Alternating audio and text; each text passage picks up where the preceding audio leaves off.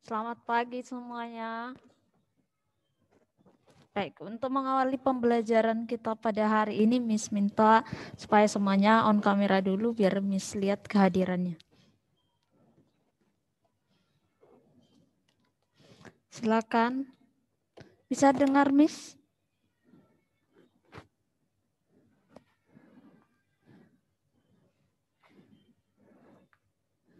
Bisa?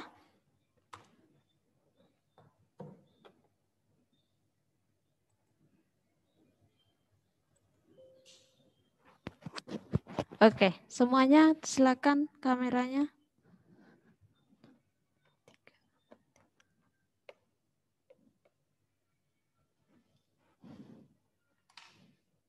Silakan.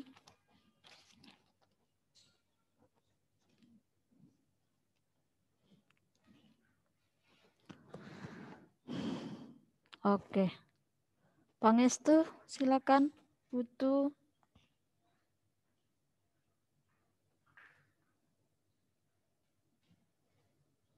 Jeremy.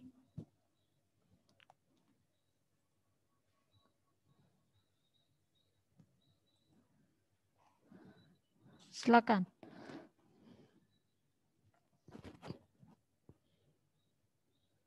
Pangestu, kalau tidak bisa kameranya kasih reaction.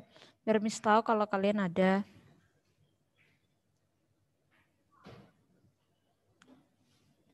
Oke, Jeremy, Pangestu diterima. Stephen? Stephen? Oke, Stephen. Lingga? Lingga?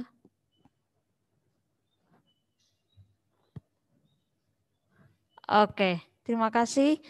Baik, ini 1, 2, 3, 4, 5, 6, 7, 8, 9, 10, 11.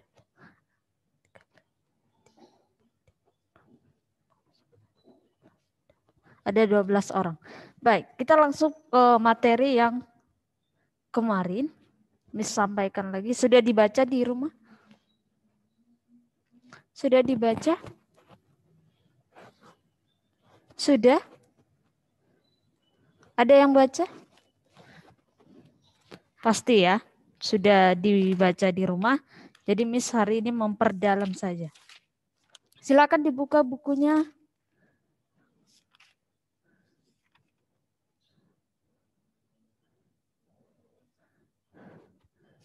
Halaman 11. Nah, minggu lalu Miss sudah sampaikan atau hari apa ya maksudnya kemarin. Miss sudah sampaikan sampai peta konsep. Benar? Benar ya? Sudah ya sampai sini ya? Belum, Miss. Kemarin baru mau masuk ke materi baru kayaknya. Oke. Terima kasih Pilot. Baik. Ini masih berhubungan tentang buku fiksi dan non-fiksi. Di mana ada yang namanya peta konsep, rangkuman, ikhtisar, dan sinopsis. Miss mau tekankan rangkuman sama ikhtisar atau ini ringkasan. Ikhtisar itu sama dengan ringkasan. Dan sinopsis masih berhubungan dengan pembelajaran kita yang sebelumnya. Jadi harus dipahami, jangan dilupakan materi yang sudah Miss sampaikan. Rangkuman dan ikhtisar itu berbicara tentang buku non-fiksi. Sedangkan sinopsis berlaku pada buku fiksi. Oke? Paham ya? Kalau peta konsep itu umum. Oke, kita pertama peta konsep. Apa itu peta konsep? Suatu bagan skematis yang berisikan informasi serta hubungannya. Jadi di dalamnya ada informasi serta hubung-hubungannya. Nah, contohnya seperti ini. Kalau dia secara elektronik bisa juga dibilang mind mapping. Sekarang sudah tidak asing lagi mind mapping atau bisa dikatakan peta konsep. Nah, di sini ada paparkan gambar, ada kegiatan mendengarkan, berbicara, membaca, dan menulis.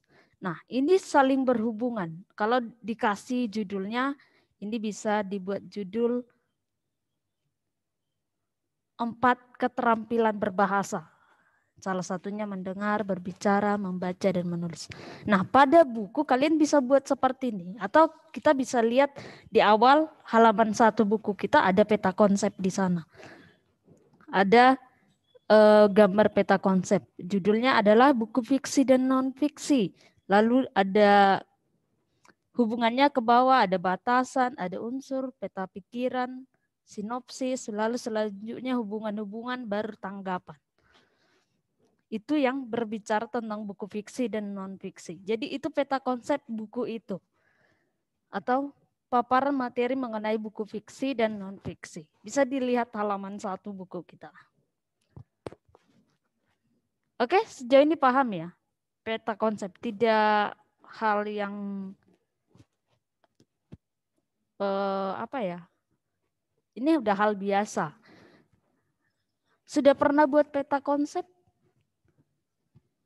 Atau peta pikir juga boleh. Sudah ya? Oke.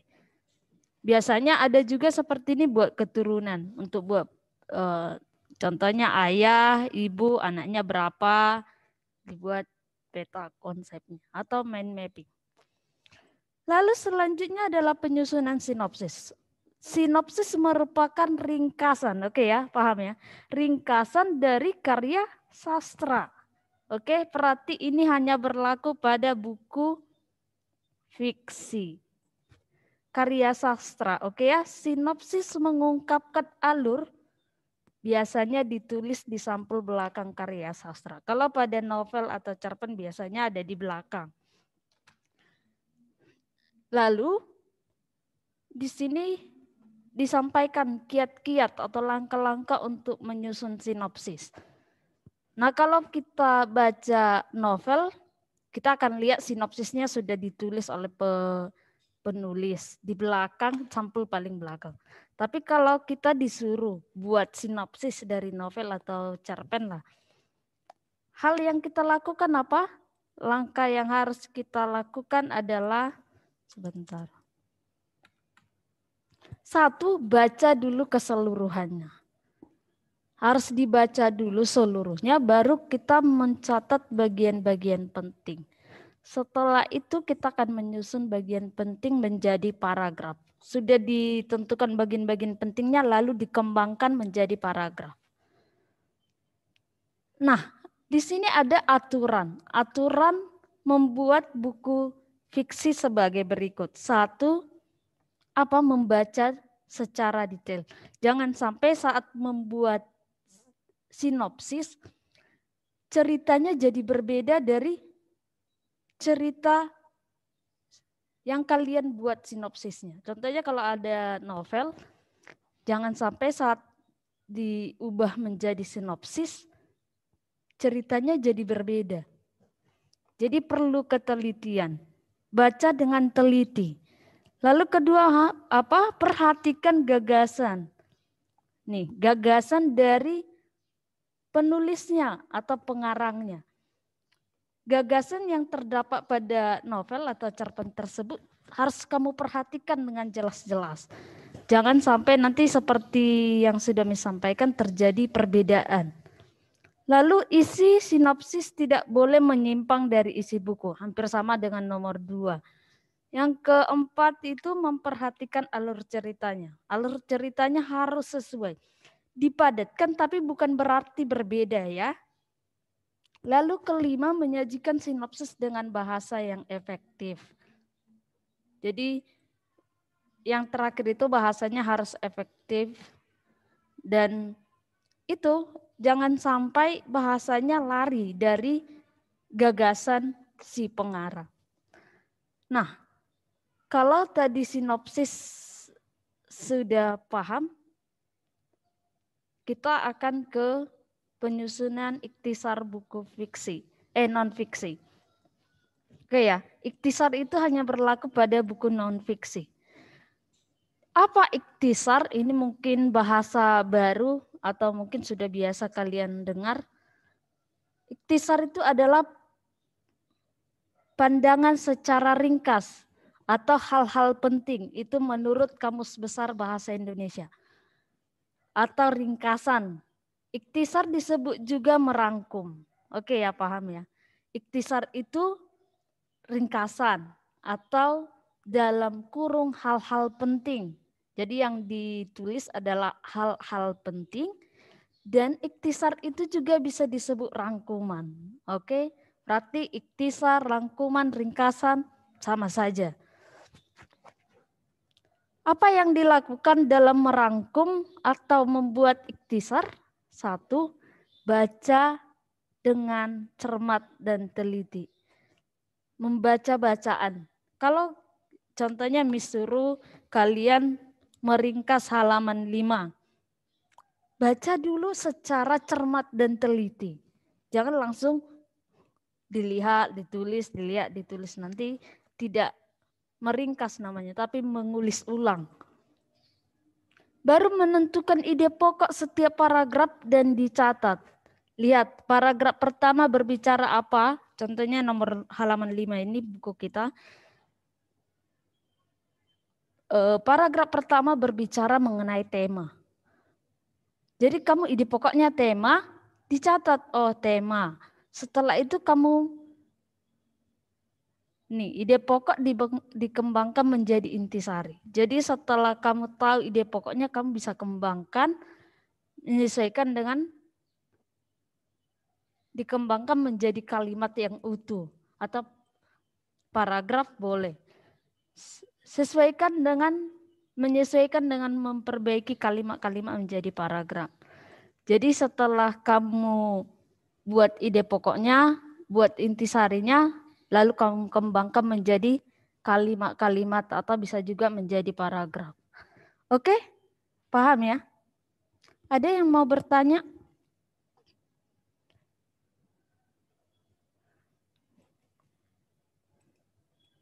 Ada yang mau bertanya? Ada yang bingung?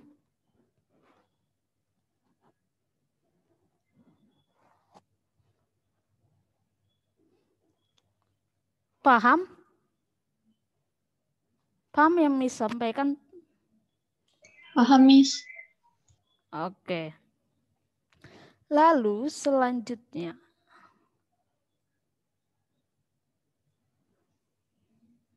Selanjutnya adalah menyunting. Apa itu menyunting? Kegiatan menyunting adalah kegiatan memperbaiki. Nah, tadi sudah buat rangkuman, sudah membuat sinopsis, sudah membuat iktisar. Langkah selanjutnya adalah menyunting, memperbaiki supaya tidak ada kesalahan. Mari kita lihat. Langkah menyunting sinopsis buku fiksi sama dengan menyunting rangkuman buku non-fiksi. Oke ya, paham ya? Menyunting buku fiksi dan non-fiksi sama. Oke ya? Menyunting berarti memperbaiki kesalahan yang terdapat dalam rangkuman atau sinopsis buku. Jadi intinya memperbaiki kesalahan. Jadi contohnya kita sudah melakukan kegiatan merangkum atau membuat sinopsis, maka langkah selanjutnya kita harus menyunting supaya tidak terjadi kesalahan. Nanti kita bisa lihat lagi teliti apakah dari segi penulisan sudah benar, dari segi isi sudah benar, itu yang kita lakukan pada langkah penyuntingan ini. Hal yang disunting dalam rangkuman atau sinopsis seperti ejaan, salah ketik, kalimat yang tidak efektif, dan juga tadi yang sudah disampaikan isinya pas tidak.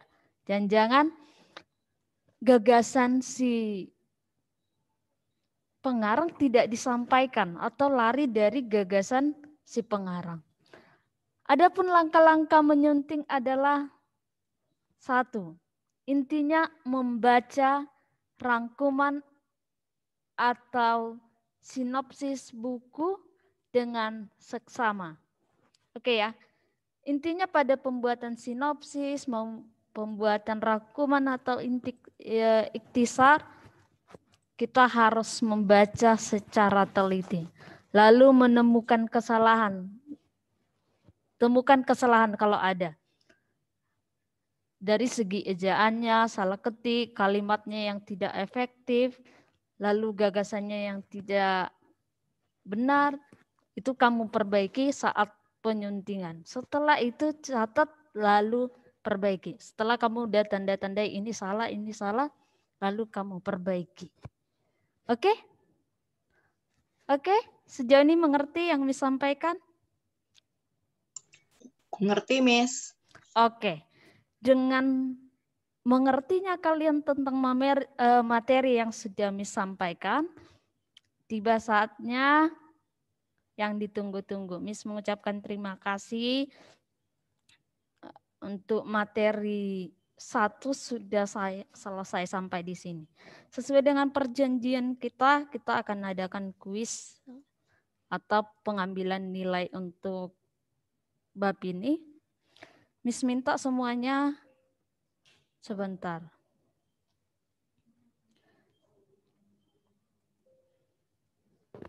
Tunggu ya, ini ada 2. Pangis tuh kok keluar lagi ya? Sebentar.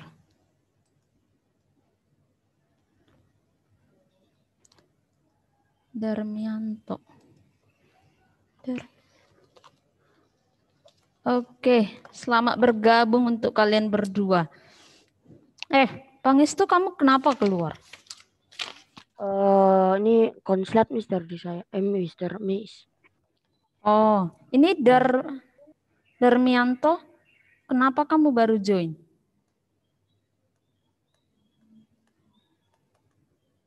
Darmianto. Baik, silakan dibuka LKS-nya atau buku paketnya atau di situ ada penilaian harian. Oke? Itu ada 20 Halaman berapa, Miss? halaman 19. Silakan dibuka halaman 19.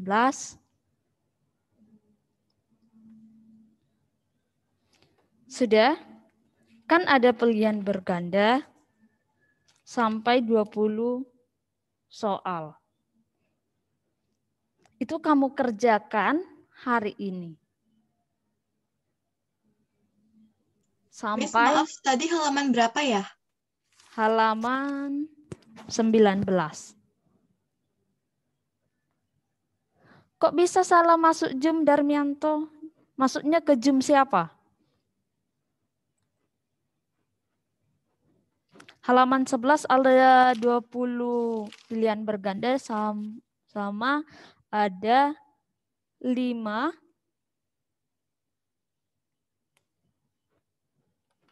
uraian. Itu dikerjakan. Kalau sempat kita bahas nanti, karena berhubung udah tinggal setengah jam lagi, kayaknya tidak bisa. Nanti kita bahas minggu depan. Tapi Miss minta supaya kejujurannya, oke, jujur. Dikerjakan sendiri, jangan dikerjakan WA temannya, pilihanmu apa, jawabanmu apa. Miss, Ya, pilihan ganda dan uraian berarti Miss ya? iya, benar. Langsung B. Oke, Miss.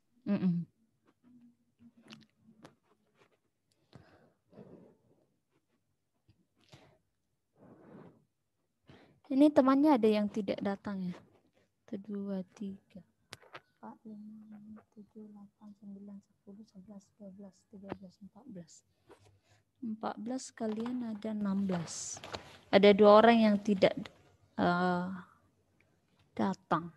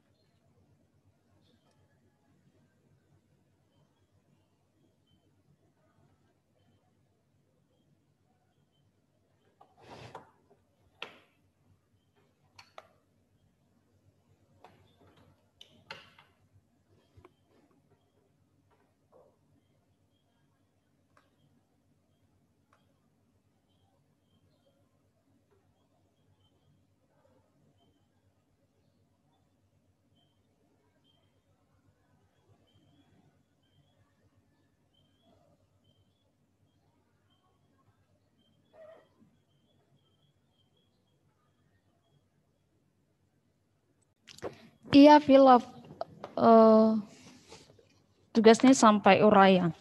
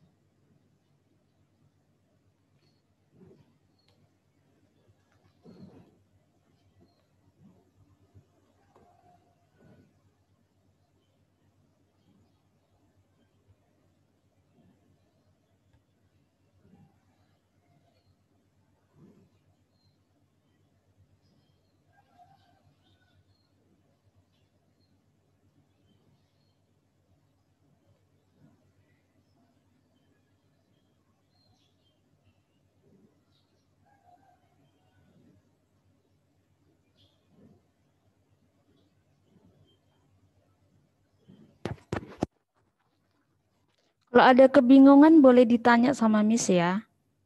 Selagi Miss ada di sini.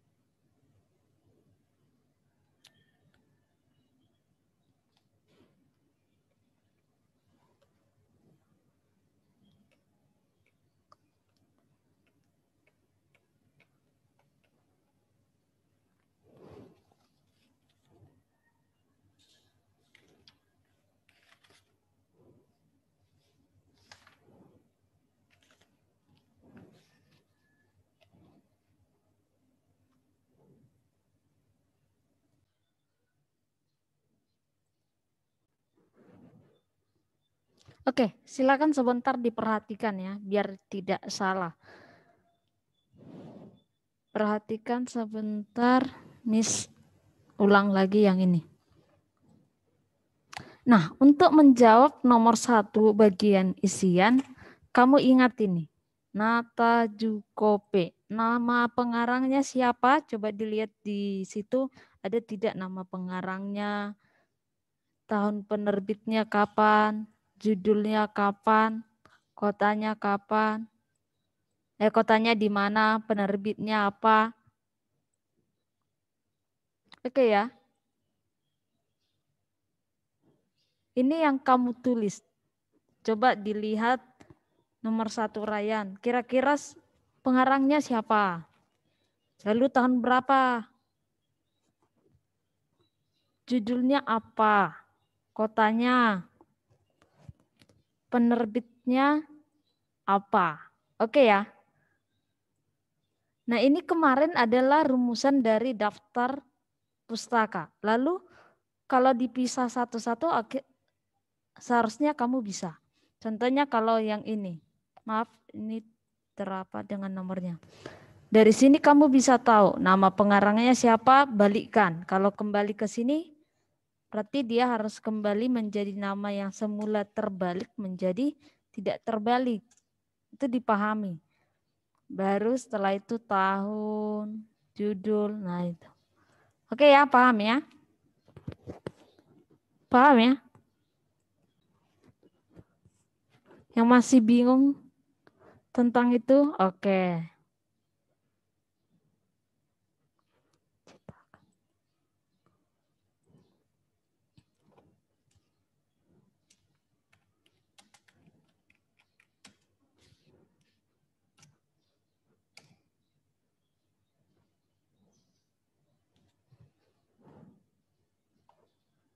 Ini ada pertanyaan dari teman kalian. Tadi Miss sampaikan kepada kalian bahwa apa nama pengarangnya gitu ya. Terima kasih untuk Abigail Jessica. Iya benar, kalau pada buku non fiksi kan tidak ada nama pengarang. Tapi disebut apa? Ada yang tahu? Disebut penulis. Oke ya. Jadi tidak pengarang tetapi penulis. Penulis buku itu apa? Nah itu yang kamu buat nanti di jawaban nomor 1 itu. Oke, paham ya? Pada dasarnya sama, menyatakan tokoh tertentu. Tapi penyebutannya saja yang berbeda. Non-fiksi dia penulis, sedangkan buku fiksi namanya pengarang. Benar ya? Non-fiksi penulis, fiksi namanya pengarang. Oke? Paham ya?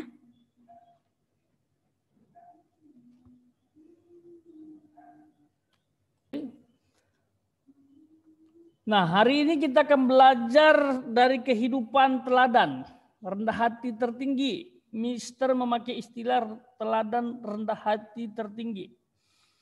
Ya, teladan agung kita, ya, yaitu Tuhan Yesus.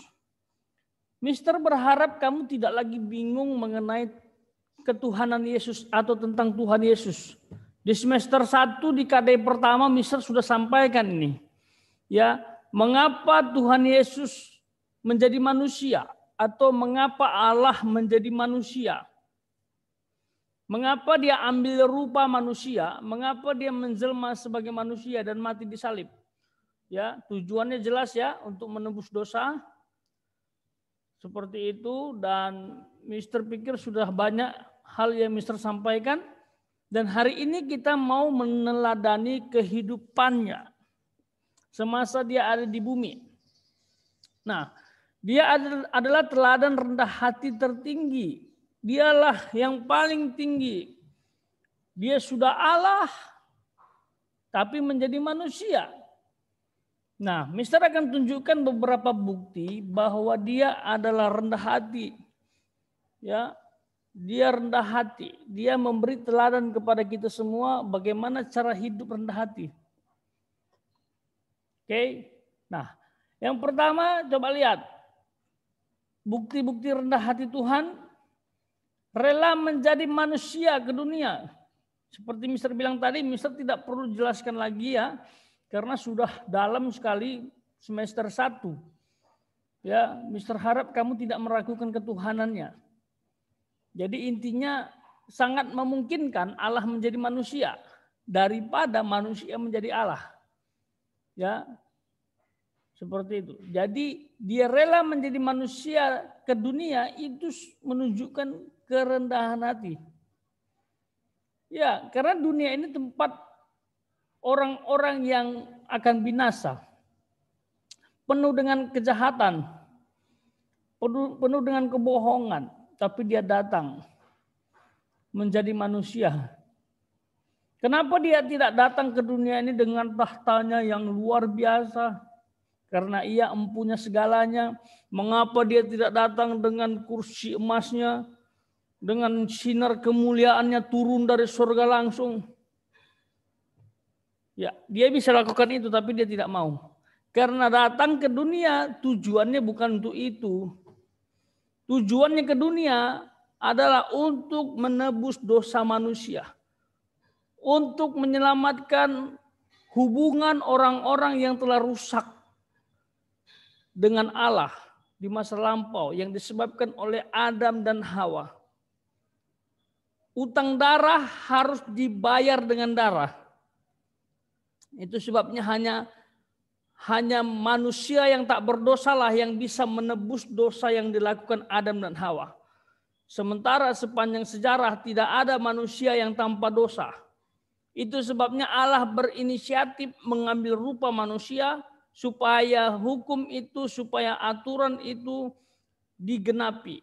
Yaitu ada manusia suci menjadi korban untuk tebusan dosa. Untuk menebusan dosa. Dan hanya Allah yang bisa menggenapinya. Itu sebabnya dia menjadi manusia. Ya, jadi menjadi manusia itu menurut Mister bukanlah hal yang membuat kita wow gitu, bangga gitu. Orang lebih terkagum-kagum kalau melihat malaikat.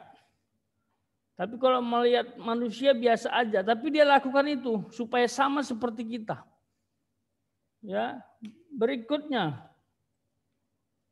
Yang kedua, nah sudah menjadi manusia dilahirkan dan dibesarkan di keluarga yang sederhana. Yang mungkin belum terlalu mengerti tentang cerita Allah menjadi manusia atau Yesus Kristus.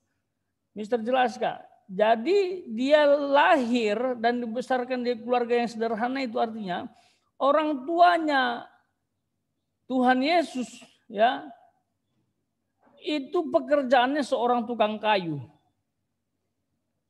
Jadi mereka itu sangat sederhana. Mereka hidup dari hasil penjualan kayu. Dilahirkan di kandang domba. Kenapa di kandang domba? Memang Allah sengaja supaya namanya anak domba Allah itu juga sesuai dengan di mana dia lahir. Dan itu adalah gambaran. Bisakah dia lahir di hotel? Bisa. Kenapa dia tidak mau? Dia ingin menunjukkan kerendahan hati dan gambaran mengenai anak domba Allah. Oke. Jadi dari penjelasan singkat ini buanglah cara berpikirmu. Oh, Allah kok gitu ya? Kenapa dia lahir di kandang domba? Kan Allah. Mister sudah jelaskan tujuannya tadi. Dia bukan sedang menunjukkan keagungannya, kehebatannya sebagai Allah empunya dunia, tetapi dia ingin menunjukkan keteladanan rendah hati dan gambaran bahwa dia adalah anak domba Allah. Itu sebabnya lahir di kandang domba. Kenapa dia tidak memilih lahir di keluarga yang kaya raya, yang punya banyak uang? Tidak. Itu dia tidak lakukan karena dia juga ingin menggenapi hukum Allah. Karena Mesias atau Yesus harus lahir dari keturunan Daud dan Yusuf adalah keturunan Daud. Yusuf itu adalah ayahnya Yesus. Ya. Seperti itu. Berikutnya, datang ke dunia bukan untuk dilayani, namun untuk melayani. Coba kalian lihat, kamu baca tuh kitab Matius, Markus, Lukas, dan Yohanes yang menjelaskan tentang kehidupan Yesus. Dia datang melayani, bukan dilayani. Dia melayani orang-orang sakit dengan memberikan kesembuhan. Dia melayani orang-orang tuli dan buta dengan mengadakan mujizat. Dia melayani orang-orang yang kelaparan dengan memberikan 5.000 orang makan dengan ikan dan roti. Dan dia juga membangkitkan orang mati. Itu yang namanya melayani. Dia tidak mau seperti raja-raja. Bahkan orang kaget, loh, kamu kan raja. Kenapa kamu tidak mau dibesarkan?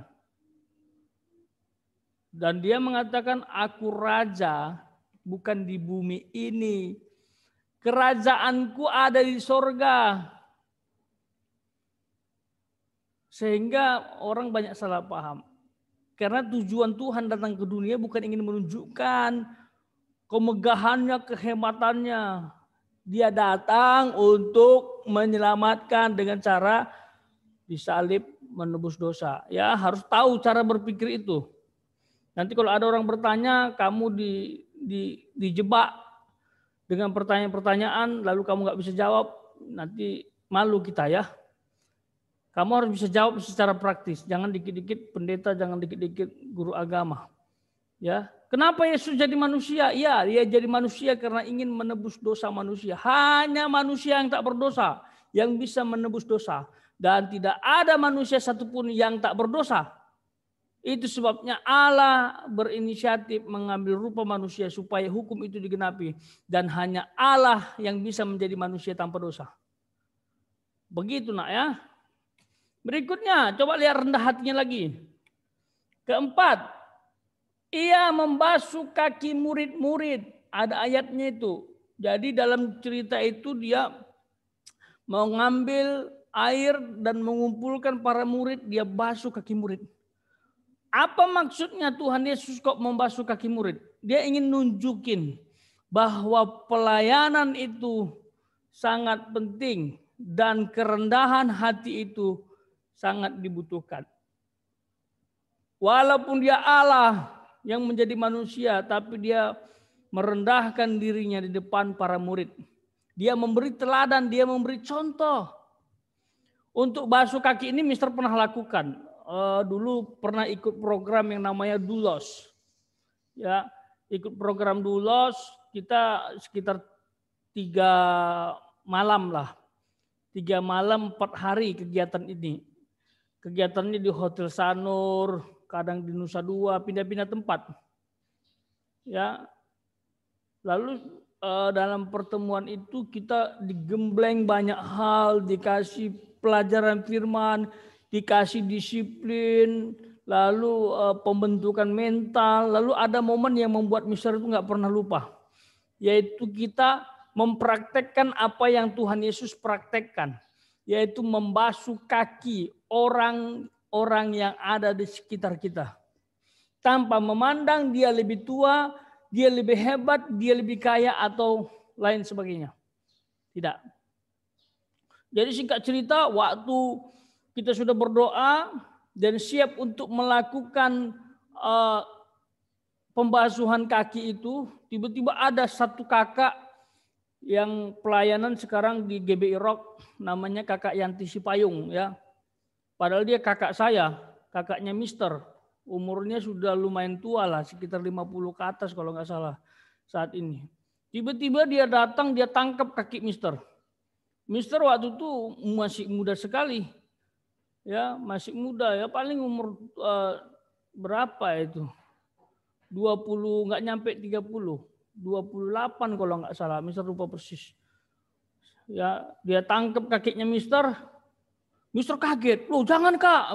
Karena kakak ini kan orang pelayanan yang luar biasa. Dia juga orangnya misalnya rendah hati. Dia pelayanan doa di gereja GBI Rock, lembah pujian. Tiba-tiba dia datang, dia tangkap kakinya Mister. Dia bawa itu kain basah, lalu dia basuh kaki Mister. Nggak apa-apa deh, dia bilang gitu. Ini kulakukan karena aku mengasihimu gitu. Wah, Mister itu berkaca-kaca matanya. Orang seperti kakak ini bisa rendah hati untuk melakukan hal ini kepada Mr. Ronald. Seperti itu. Nah, Mister merasa, wah ini orang yang lebih tua kok membasuh kakinya Mister gitu. Tapi Mister kembali lagi, oh ya ini kan kita sedang belajar untuk menerapkan teladan Yesus. Yang terpenting bukan basuh kakinya, tetapi ada kerendahan hati di situ. Oke, ada rasa saling mengasihi, saling mengampuni. Udah nggak ada ego di situ. Orang yang melakukan itu bukan rendah diri atau direndahkan, tidak. Tapi orang yang melakukan itu adalah orang yang rendah hati. Bahkan ada lagi yang lebih tua, pendeta hebat, pendeta besar melakukan sama anak muda yang belum jadi apa-apa. Lalu tiba-tiba setelah kakak itu selesai, lalu Mister ada anak rohani Mister yang dulu pernah Mister layani di Jawa Timur. Dia sekarang ada di Bali. Kita pernah ketemu beberapa kali. Ternyata dia ikut acara itu. Dia juga datang ke Mister. Sambil menangis dia basuh kaki Mister. Seperti itu. Dan Mister lakukan juga hal yang sama. Mister cari juga orang yang akan Mister basuh. Jadi artinya mereka lakukan, Mister lakukan. Dan Mister mendapatkan berkat yang luar biasa. Bahwa membasuh kaki itu adalah pekerjaan yang mulia. Ya, berarti kita sedang memberikan penghormatan kepada orang yang kita basuh. Dan kita sedang menghancurkan ego, rasa kesombongan yang merasa lebih hebat dari orang lain. Coba kamu praktek, tapi jangan main-main ya. Tapi berdoa dan ingin menunjukkan bahwa aku ini mengasihi Tuhan, mengasihi kamu dan mengampuni kamu. Dan juga ingin merendahkan diri. Pasti kamu akan tahu maknanya. Ya, dulu juga kita pernah lakukan itu di pelayanan sekolah minggu. Misal nggak tahu apakah di sini ada beberapa siswa yang pernah mengalami hal tersebut. Karena Mister juga guru sekolah minggu. Ada beberapa anak sekolah minggu Mister di sini. Ya, Mister tahu persis. Ya, apakah mereka pernah ikut waktu di mana itu ya, di dekat Bedugul sana. Ya pernah ada kita lakukan gitu, tapi Mister udah lupa kan siapa-siapa aja yang ikut waktu lalu. Tapi yang jelas kita ingin belajar rendah hati. Ya. Ya, lanjut. Ini lagi bukti bahwa dia rendah hati ya. Kita lihat lagi. Nah, rela diludahi. Coba perhatikan. Wow, Mister merinding lihatnya. Tuhan Yesus itu rela diludahi. Bukan minta diludahi ya. Jadi ada orang meludahi dia. Dia relakan. Walaupun dia diludahi, dia terima-terima saja. Dan dicaci maki. Didera. Didera tahu gak didera? Didera itu dicambuk.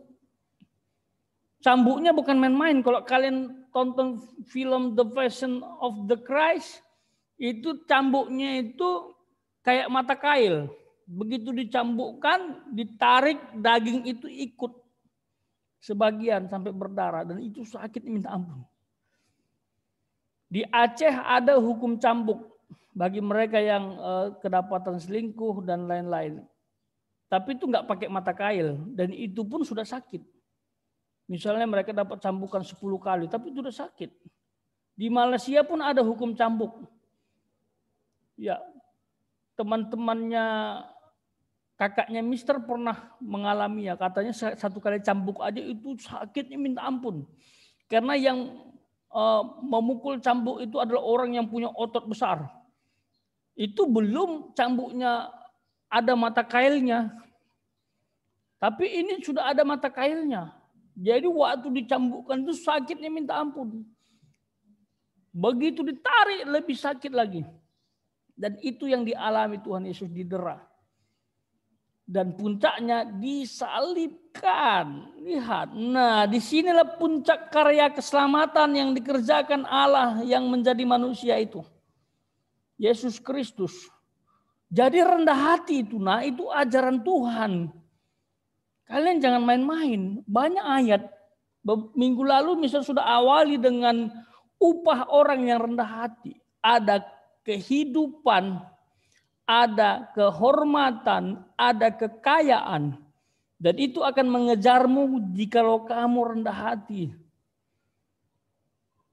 Oke, mungkin kamu berpikir Mister tidak sempurna saya. Betul. Mister pun kadang-kadang lupa bahwa Mister sedang sombong. Kadang-kadang ada kadarnya kecil. Ya, apalagi kalau Mister merasa bisa dalam bidang tertentu daripada yang lain. Kadang-kadang Mister tersentak, aku kan barusan sombong gitu. Yang terpenting adalah bukan kamu bisa langsung rendah hati dengan sempurna, tetapi kamu sadar bahwa sombong itu tidak baik. Begitu kamu sadar kamu sedang sombong, kamu cepat-cepat minta ampun dan memperbaiki dirimu. Itu. Sampai kamu nanti punya habit yang tidak sombong. Kalaupun sombong kadarnya sangat kecil. Sombong itu karakter iblis. Mana ada di Alkitab karakter Tuhan sombong? Enggak ada. Coba kalian cari, ada enggak kata-kata sombong karakter Tuhan? Enggak ada. Iblis ada. Ingin seperti Allah. Aku ingin seperti yang maha tinggi. Aku ingin menguasai ini, menguasai itu. Semua ingin dilakukannya. Dia nggak tahu dia adalah ciptaan yang nggak akan mungkin sama dengan pencipta. Sombong. Ternyata dibuang oleh Tuhan ke udara, ke dunia gelap. Lalu singkat cerita Tuhan ciptakan alam semesta. Lalu dia datang ke dunia mempengaruhi ciptaan itu. Siapa yang dia pengaruhi? Yaitu Adam dan Hawa. Dan itu cikal bakal kita menjadi seperti ini. Dan Adam dan Hawa pun ketularan kesombongan. Ya, ketularan kesombongan. Bagi Mister istilah virus itu lebih tepat juga. Virus pertama yang terjadi adalah kesombongan. Ya, mungkin ada yang tidak setuju dengan istilah virus. Tapi yang jelas itu menular. Dari iblis menular ke Adam dan Hawa. Iblis bilang, kalau kau makan buah pengetahuan baik dan jahat itu, engkau akan sama seperti Allah. What? Sama seperti Allah? Oh my God, I like it. Mungkin dia ngomong begitu kan, I like it. Sama seperti Allah, tapi nggak mau sama seperti Allah. Ternyata bukan sama seperti Allah, dia punya tahta hebat. Sama seperti Allah, itu tahu yang baik dan yang jahat. Akhirnya Hawa cepat-cepat ambil buahnya kasih ke Adam. Ayo kita makan sayang. Come on baby, kita makan. Akhirnya mereka makan berdua. Mereka jatuh dalam dosa karena kesombongan ingin seperti Allah. Lucifer ingin sama seperti Allah. Dibuang. Adam dan Hawa ikut-ikutan. Ingin sama seperti Allah. Apakah kalian juga mau ikut-ikutan? Tapi kamu kan sudah kena dampak dosa. Jadi nggak usah ikut-ikutan lagi. Tapi Tuhan Yesus lihat. Mungkin kalau Mister yang jadi Tuhan. Nggak akan mungkin seperti ini. Jangankan dia mau meludahi Mister. Dia matanya aja juling melihat Mister bisa marah. Kau gak tahu gak aku Tuhan? Jangan matamu begitu sama saya. Saya ini Tuhan. Bisa saja begitu. Tapi masalah Mister bukan Tuhan. Tapi Tuhan lebih luar biasa. Bisa merendahkan diri. Apalagi ada dicaci maki. Didera. Dan di puncaknya disalib. Hanya Tuhan yang sanggup menerima ini semua. Jangankan kalian sempat disalib, masih didera aja kamu mungkin sudah balas balik. Jangankan didera, dicaci maki aja kamu sudah balas. Coba siapa yang terakhir dicaci maki sama temannya dibalas? Kamu dicaci, kamu caci lagi dia. Siapa yo? Kamu aja kadang berat sekali kan? Siapa yang pernah diludahi oleh temannya atau orang lain? Bagaimana responmu? Apakah seperti Tuhan Yesus? Kalau seperti Tuhan Yesus, selamat. Kamu sudah menerapkan rendah hati. Dan terakhir, ini yang membuat Mister kagum. Menjelang kematiannya di kayu salib, oh my God, ia berdoa buat orang-orang yang telah menyalibkannya. Menjelang kematiannya di kayu salib. Sebelum jam 3 sore dia berdoa buat orang-orang yang telah menyalibkannya. Coba orang yang menyalibkannya ini sebenarnya pantas mendapatkan murka. Bisa saja waktu Tuhan disalib begini, Tuhan bilang, malaikat bunuh mereka semua. Tapi dia tidak lakukan. Atau dia turun dari salib. Oh gampang, orang dia Tuhan. Dia punya semuanya. Dia ciptakan planet-planet dan semua alam semesta. Masa turun dari salib aja nggak bisa? Masa membunuh tentara Romawi nggak bisa? Bisa. Bahkan membunuh semua isi dunia bisa. Sekali hantam bisa mati semua. Tapi Tuhan nggak lakukan karena dia punya misi dan visi khusus. Dia punya tujuan spektakuler. Ingin menunjukkan kasih dan kerendahan hati kepada kita. Sehingga dia harus mati di salib. Dan waktu Mister baca doanya itu, wah, luar biasa. Dia bilang, Bapa, ampuni mereka. Karena mereka tidak tahu apa yang mereka perbuat. Itu doa Tuhan Yesus. Doanya mengampuni orang yang sudah menyalibkan dia bahkan membunuhnya. Ini menjelang kematian, nak. Jadi kalau kamu hanya gara-gara dicaci maki, diejek oleh temanmu, kamu sudah emosi, balas berkali-kali. Itu namanya kamu itu lebih hebat dari Tuhan. Kita harus belajar seperti Tuhan. Pastikan karaktermu bagus. Jangankan dicaci maki, ditipu, difitnah pun kamu bilang haleluya. Biar saja pembalasan itu hak Tuhan. Mister bukan sekedar ngomong, Mister juga praktekkan. Banyak orang yang menyakiti Mister. Ada yang langsung dari depan, ada yang dari belakang. Dia pakai topeng, topengnya tebal sekali. Mister sering nyanyi di depan dia. Buka dulu topengmu. Enggak dibuka-buka. Terus Mister gimana? Oh rasanya kalau kedagingan itu pingin Mister datang nih. Yuk ngomong apa? Sini mulutmu. Tak robek gitu. Pingin begitu. Tapi nggak bisa. Tuhan bilang kau harus mengampuni Ronald. Akhirnya Mister mengampuni. Mister tunjukkan sikap yang baik. Mister tidak membalasnya. Walaupun ada kesempatan melakukan hal yang sama kepada dia, Mister tidak lakukan. Mister merasa Mister direndahkan, Mister merasa Mister dianiaya dalam konteks moral ya, bukan fisik. Tapi Mister nggak punya kekuatan untuk membalasnya. Karena Tuhan bilang, engkau tidak boleh sama seperti dia. Kalau kau balas dia, apa bedanya kamu dengan dia? Simpelnya begini nak, kalau kamu balas orang yang jahat kepadamu, apa bedanya kamu dengan dia? Ada anak bilang, Mister dia jahat sekali, kurang ajar dia. Dia tidak punya karakter yang baik. Saya harus hajar dia karena dia tidak punya karakter yang baik. Ini anak semacam begini. Dia melihat kuman di mata orang ada jauh, ada kuman itu. Sementara balok di depan matanya nggak kelihatan. Aku harus balas dia, dia jahat. Begitu kamu balas dia dengan pukulan, itu menunjukkan kamu juga sama. Bahkan mungkin kamu lebih jahat. Itu makanya Tuhan itu beda. Orang menyalibkan dia tidak lakukan hal yang sama. Justru malah mendoakan orang yang menyalibkan dia. Coba, kapan kamu terakhir atau pernahkah kamu mempraktekkan hal tersebut? Bagi yang sudah pernah mempraktekkan, Mister apresiasi. Selamat, kamu sudah mulai menerapkan rendah hati. Kamu sudah bisa. Sekali lagi memang tidak akan sempurna kita menerapkan kerendahan hati karena kita masih manusia. Apalagi masih punya daging yang panah. Tapi bahayalah hidupmu kalau sama sekali kamu tidak pernah menerapkan rendah hati. Apalagi dari cara ngomong, dari cara jalan, dari mukamu sombongnya minta ampun. Kira-kira gimana muka sombongnya? Bisa nggak kalian praktekkan? Kalau muka sombong kira-kira begini.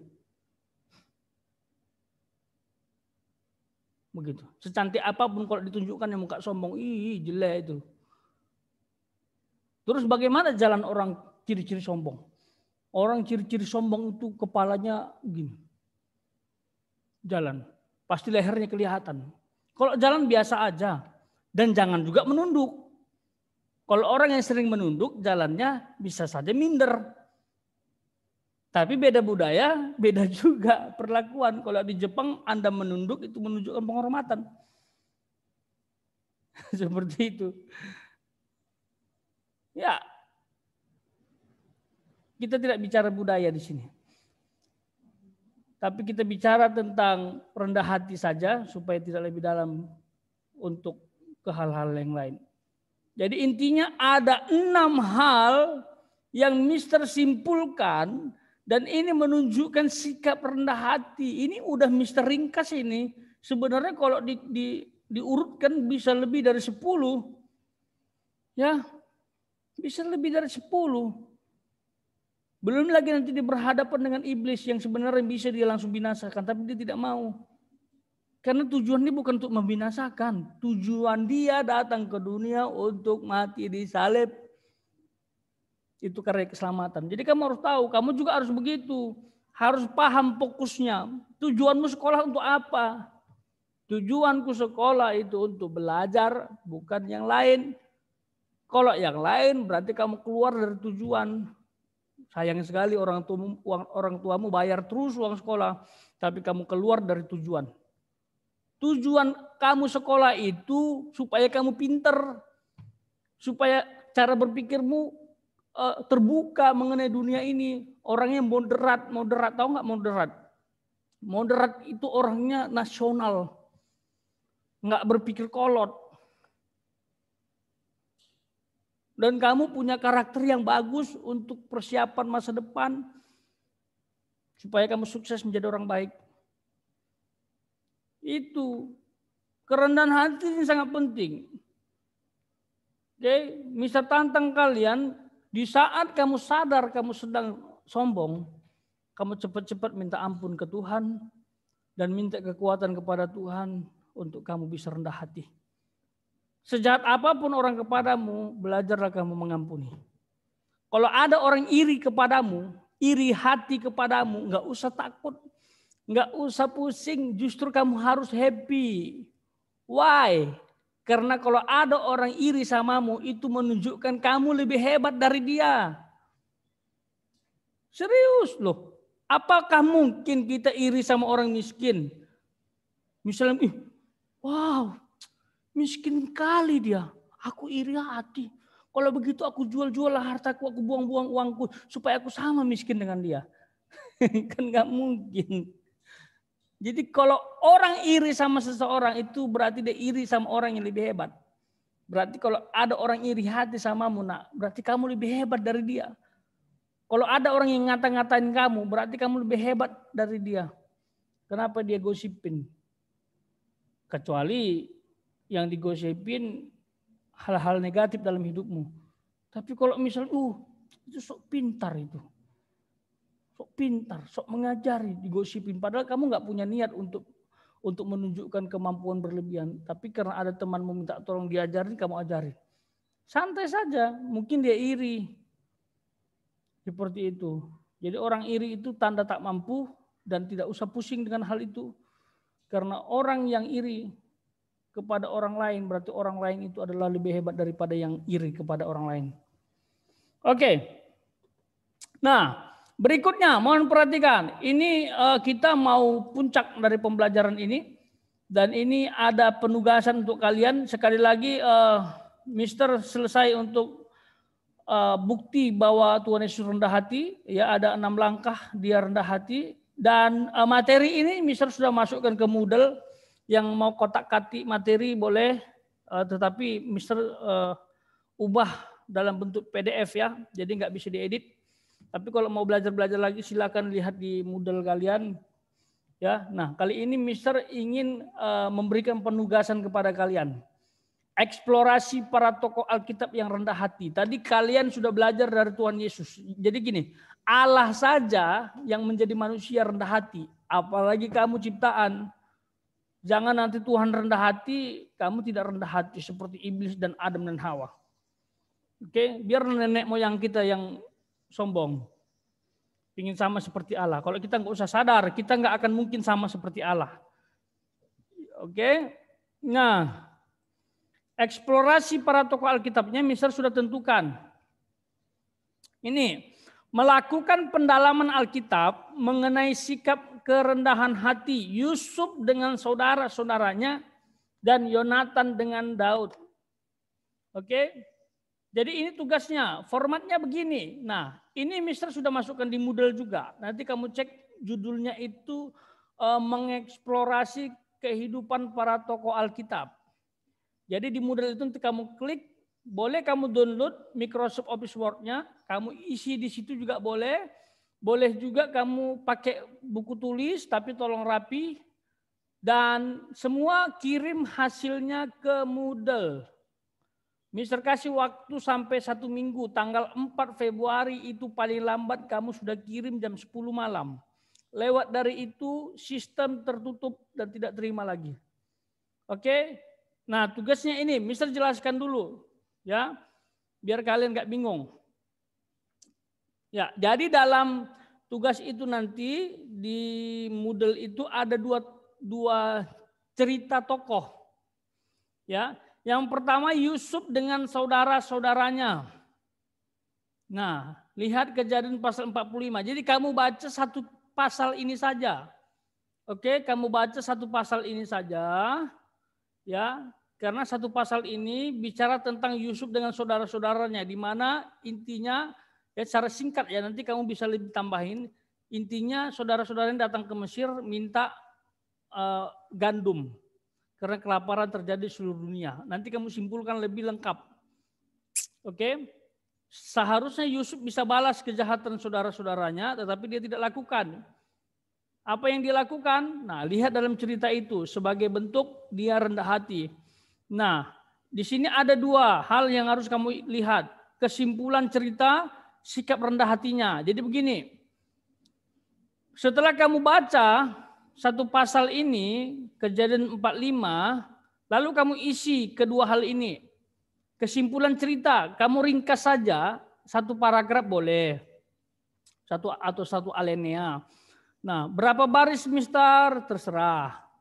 Boleh 3 baris, boleh 4 baris, tapi itu kesimpulan dari pasal 45. Pakai kata-katamu juga boleh, pakai bahasamu sendiri boleh. Kalau bisa saran Mister tidak memindahkan ayat, please. Ada siswa dulu disuruh meringkas, dia ambil ayat itu dia masukkan. Wah, itu namanya bukan meringkas, itu namanya memindahkan ayat. Orang seperti ini gaya belajarnya akan sulit memahami sesuatu. Oke, pertanyaan Velope, boleh di Word, boleh nak. Tadi Mister sudah bilang, boleh kamu download Microsoft Word yang Mister taruh di Moodle, tinggal isi saja boleh. Di situ sudah ada formatnya, tinggal kasih nama, kelas, langsung kamu isi jawabannya, kesimpulan cerita sama sikap. Boleh. Mau tulis tangan juga boleh. Tapi semuanya kirim ke Moodle ya. Nah, untuk sikap rendah hatinya, ya silahkan ditemukan berapa sikap yang terkandung. Misalnya, nah ini kan cerita beda dengan ini. Kalau cerita kan kesimpulan, intisari cerita. Tapi kalau sikap, coba apa yang dilakukan oleh Yusuf sebagai sikap rendah hati?